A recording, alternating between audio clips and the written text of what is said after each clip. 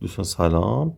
گره یونینات رو که یکی از پرکاربردترین و ساده ترین و محکم ترین گره های ماهیگیریه میخوایم اینجا با هم یاد بگیریم. خب این میتونه هرزگرد، قلابی، هر چیز دیگه باشه. من با قلاب ساده و نخ درشت دارم براتون میبندم که توی ویدیو مشخص باشه. اول یک دور از توی چشم قلاب رد میکنیم، بعد دو تا نخ رو مجاور هم قرار میدیم و سر نخ رو برمیگردیم. من یک کمی طول نخ رو بیشتر میکنم که بتونم باهاش کار کنم. خب سر نخ رو برمیگردونیم. حالا میبینیم که این دو قسمت کنار هم قرار گرفته. شروع میکنیم از داخل و از بیرون 5 تا 6 دور میچرخونیم.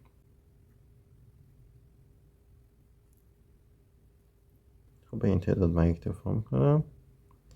در نهایت یک کمی بزرگ به این قسمت میزنیم و اول قسمت رو میکشیم تا تقریبا گره صفر بشه و بعد خود قلاب میگیرین و نخ اصلی میبینین که کاملا سر میخوره و یه گره بسیار خوب در نهایت به شما تو این قسمت میده. گره یونینات. سلام. امروز میخوایم گره ایتو برای ایجاد حلقه، یکی از ساده ترین و پرکاربردترین گره ها بهتون یاد میده. خب شما کافیه که دو تا نخ کنار هم قرار بدین. اینجا ما الان یه حلقه درست شده، میخوایم این حلقه رو فیکسش کنیم. خب مثل یه گره ساده یه حلقه ما اینجا ایجاد میکنیم. خب برای گره ساده کافیه سر این نخ رو از داخل این حلقه رد بکنیم، اما برای گره 8 که استحکام خیلی بیشتری داره کافیه یک دور اینو نخ رو دور ساق حلقه بپیچونین و بعد از داخل اون دوتا چشم رد کنید. اتفاقی که میفته ببینید یک شکل شبیه علامت بی نهایت یا حالا 8 ایجاد میشه. وقتی اینو بکشین یک حلقه بسیار محکم و کاربردی به شما خواهد داد. نخ اضافه رو میچینیم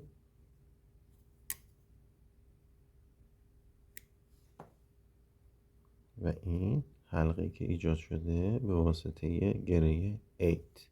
سلام. امروز میخوایم ایجاد انشا به واسطه گره تی رو با یک روش خیلی ساده و حرفه‌ای با هم تمرین کنیم. خب اگر اینجا جای سر به ما باشه، جای وزنمون باشه، ما حدوداً 30 سانت بالاترش رو در نظر میگیریم. یک حلقه اینجا من درست ببینیم. حالا حلقه رو برمیگردونم و در واقع نخ رو 4 لایه میکنم و شروع میکنم به چرخوندن این قسمت. تقریبا 4-5 دور براش کافیه و بعد سر حلقه رو از این قسمت رد میکنم.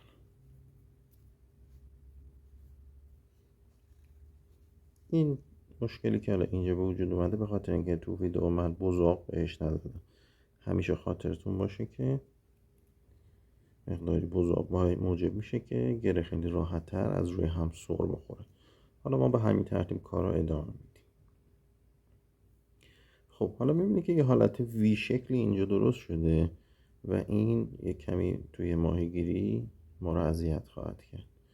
حالا برای اینکه این اشکال رفع کنیم و استحکام حلقه هم بیشتر شه، یه گره تی روی این قسمت میزنیم.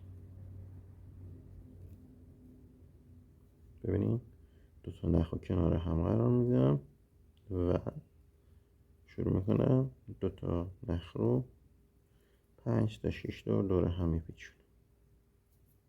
حالا از اون فاصله که این وسط به وجود اومده این حلقه رو رد میکنم.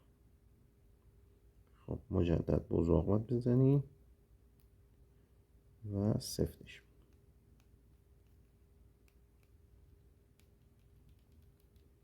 خب انشاء ما آماده است.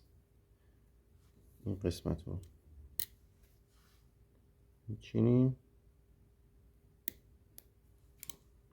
ببینید یک انشاب خیلی خوب، استحکام بالا و به حالت وی شکل به شما داده. خدمتتون عرض کردم ببینید اشکالی که توی صفر کردن این قسمت به وجود اومده به خاطر اینه که ما بزرگش نزدیم توی ویدیو و اگر که نخواد روی هم خوب سر بخوره این اشکال به وجود نخواهد اومد. ممنون و خداحافظ. سلام و وقت بخیر. امروز میخوایم اتصال دو تا نخ به همدیگه رو، البته گره های متعددی هست اما امروز ما میخوایم گره دبلیو نات رو با هم یاد بگیریم.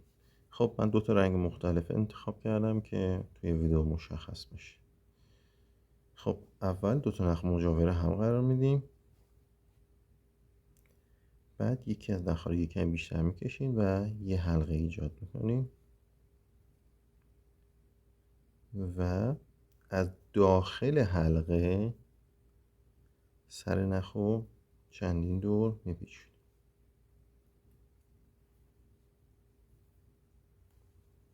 5 تا 6 دور کافیه دیگه.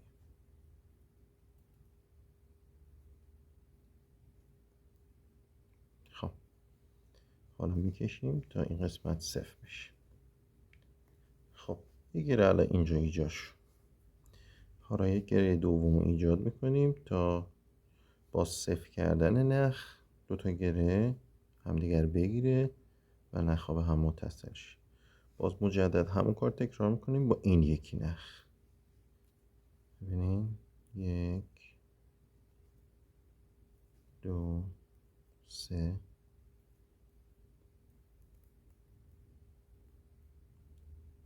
4 معمولا 5 6 دور کافیه. حالا من با 4 دور اکتفا میکنم. خب کاری که حالا ببینید دو تا گره ایجاد شد. کاری که حالا باید بکنیم کافیه که دو سمت نخ رو بکشیم و دو تا گره رو صفر کنیم. من نخ‌های اضافی رو میچینم.